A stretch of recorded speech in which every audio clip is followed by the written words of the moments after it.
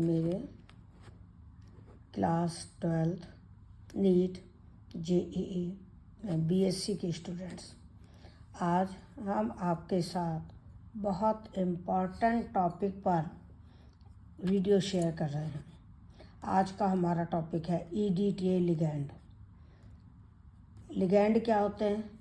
Coordination compound में central metal atom के साथ, सेंट्रल मेटल एटम या आयन के साथ जो कोऑर्डिनेट बॉन्ड से जुड़े होते हैं, चाहे वो मॉलिक्यूल हों चाहे वो आयन्स हों, उनको हम कहते हैं लिगैंड्स। उनमें ही एक EDTA लिगैंड है जिसके ऊपर क्वेश्चन आते हैं। तो सबसे पहले हम आपको EDTA का पूरा नाम बताते हैं। Ethylene diamine tetra acetic acid. अब इसको याद कैसे करें, फॉर्मूला कैसे बनाएं? इथाइलिन का मतलब होता है CH2CH2, ये तो हो गया इथाइलिन। डायमीन का मतलब होता है 2 N लगे हुए हैं।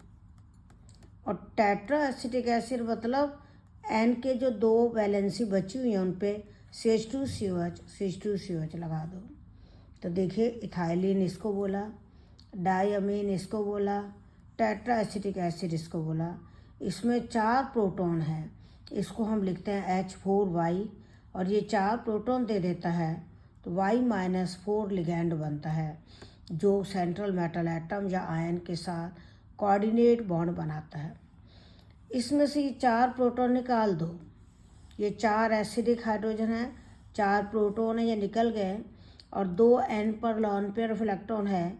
तो ये मेटल आयन के साथ 2 कोऑर्डिनेट बॉन्ड तो N के थ्रू बनाता है और 4 कोऑर्डिनेट बॉन्ड इस ऑक्सीजन के थ्रू बनाता है। इसीलिए इसको बोलते हैं हेक्साडेंटेट लिगैंड। हेक्सा मतलब 6, dentate means donor atom. 6 donor atom है, 6 कोऑर्डिनेट बॉन्ड बनाता है। तो जब ये मेटल आयन के साथ कोऑर्डिनेट बॉन्ड बनाता है तो ये रिंग बनाता है, उस रिंग को कहते हैं कीलेट रिंग, और इस लिगैंड को कहते हैं कीलेटिंग लिगैंड, जिसके ऊपर -4 चार्ज है। जैसे ये मेटल एटम या आयन है, इसके पास 6 सेकेंडरी वैलेंसी है, यानी मेटल आयन 6 कोऑर्डिनेट बॉन्ड बना सकता है।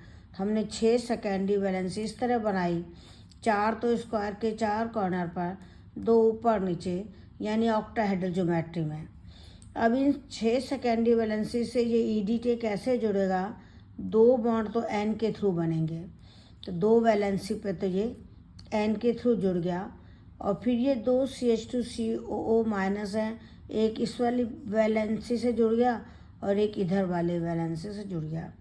इसी तरह इस N के जो 2 CH2CO- हैं, एक CH2CO- तो परपेंडिकुलर वाली वैलेंसी से जुड़ गया और दूसरा CH2CO- इस वाली वैलेंसी से जुड़ गया।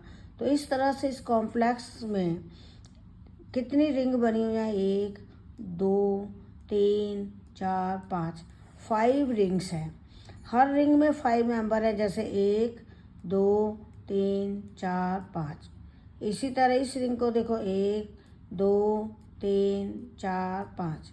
किसी भी रिंग को देख लो, इसको देख लो, 1 2 3 4 5। तो सारी रिंग 5 मेंबर्ड हैं, 5 रिंग्स हैं। इनको कीलेट रिंग्स कहते हैं। इन कीलेट रिंग्स के कारण ये कॉम्प्लेक्स ज़्यादा स्टेबल है।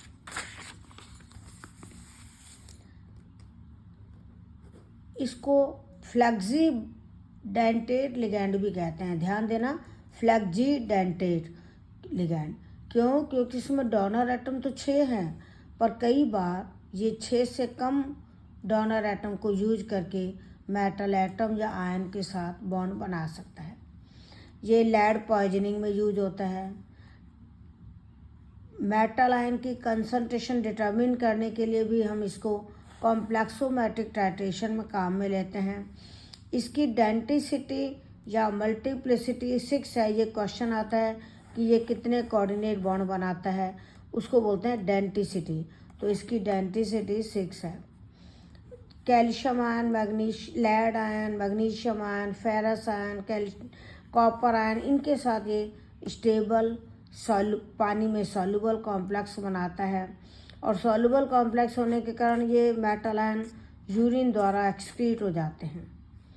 ये लिगैंड स्ट्रॉन्ग फील्ड लिगैंड है क्योंकि इसमें जो बॉन्ड बनाने वाले डोनर एटम है वो नाइट्रोजन और ऑक्सीजन है, इसलिए ये स्ट्रॉन्ग फील्ड लिगैंड है।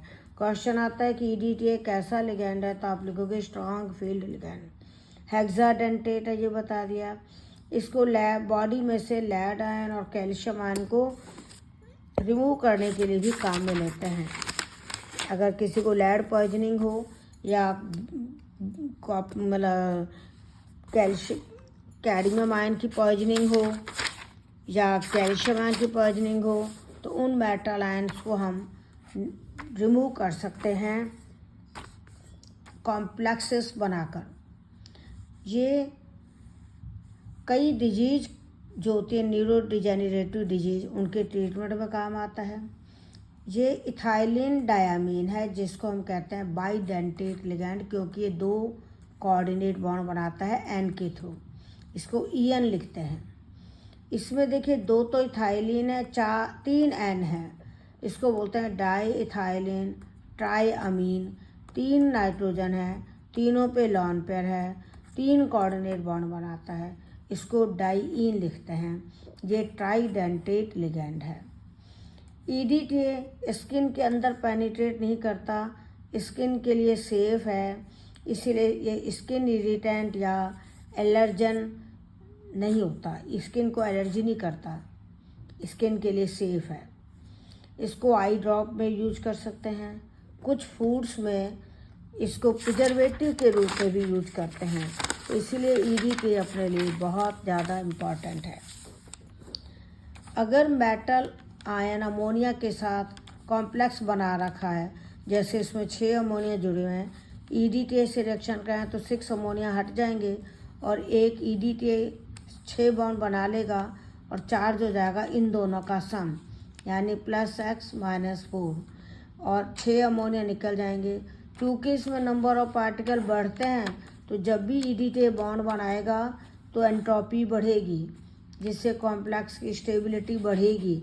तो मेटल के साथ जब EDTA कॉम्प्लेक्स बनाता है तो ये कीलेट रिंग बनने के कारण काफ़ी स्टेबल है और रिएक्शन में पार्टिकल का नंबर ज़्यादा है, एंट्रोपी बढ़ती है, इसीलिए भी इसका कॉम्प्लेक्स स्टेबल है। हेयर के लिए भी सेफ है, कॉस्मेटिक्स, शैम्पू, क्लीनर्स, मेडिसिन में यूज होता है, एंटी कोएगुलेंट के रूप में भी यूज होता है। इस तरह से हमारे कोर्स में EDTA एक बहुत इम्पॉर्टेंट टॉपिक है, तो इसको आप पढ़ कर देखना। कोई दिक्कत आए तो कमेंट में लिखना। All the best, thank you.